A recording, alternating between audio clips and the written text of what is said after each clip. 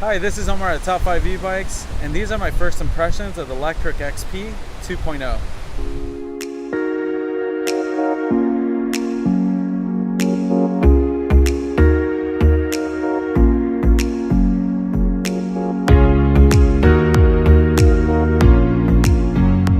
Thanks for joining me. I wanted to make this quick video on literally my first impressions because I just received this bike yesterday.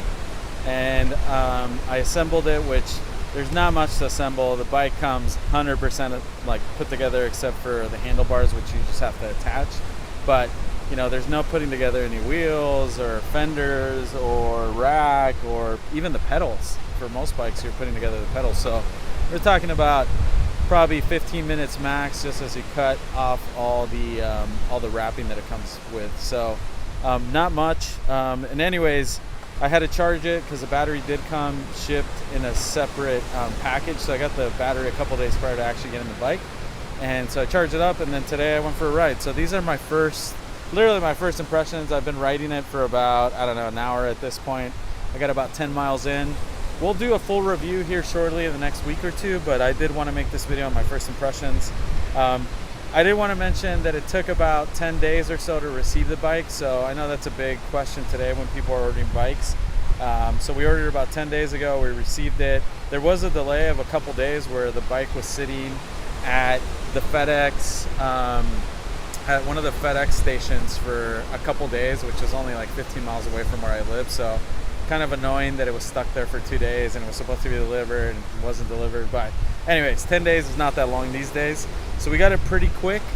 The other thing I would say is that we didn't order any extra accessories, so we just got the bike as is stock. And then we got the step through. Obviously you could see that it was a white version. We wanted the step through. And I've added a couple accessories. So I added a mirror, which I typically add to when I'm riding the bike, and then I also added my quad lock phone attachment here where I can place my phone. But so more or less it's a stock bike. We don't have the fancy light. We definitely didn't order the racks, which people haven't received them anyway, so I'm kind of glad that we just ordered the stock. But first impressions, I had never ridden a fat tire bike, so this is the first fat tire e-bike I've ridden. So today are the first 10 miles. It's actually pretty fun. You know, like I would say the thing is that it's, and the other thing about this bike is because it's a step through, it's so easy to get on and off of, like when I stop at a light or a stop sign, like I, easily plan. So there's no issue getting on and off this bike. And that's the first thing I would say. And then obviously I knew that because it was a step through. We've been ordering mostly step throughs and the lower frame bikes, just because you never know with these bikes. The fitting that shows on the site sometimes can be off, and it, like usually we're not thinking of our end seam, we're thinking more of our height. But so it's easy to get on and off of. The other thing I noticed is that just first impressions wise, I did mess with the settings and I increased the top speed of it. But you get 20 miles max, full throttle. When I was pedaling, I would kind of pedal out at 21, 22 miles per hour. So even if I was going all out, I would get to like 21, 22. We'll do a full report on this, and we'll give you more on range and how fast you can go on this e-bike. But at least for now, based on 10 miles, and again, we didn't track any of this. I wasn't recording any of this. It's around 21, 22 with pedal assist, and then 20 miles per hour, obviously on the full throttle.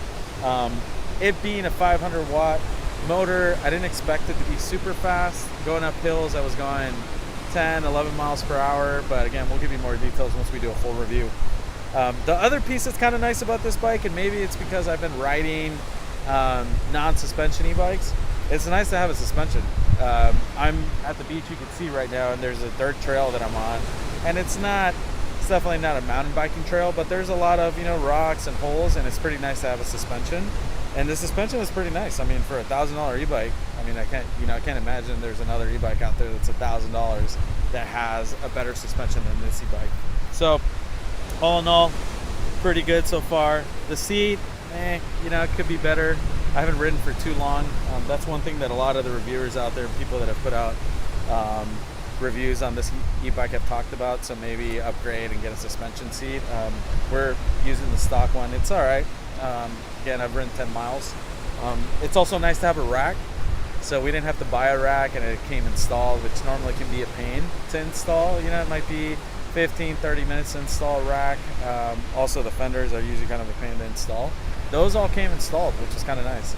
And I was able to add stuff to this rack right away. So I have to say, first impressions, like, pretty awesome bike for $1,000.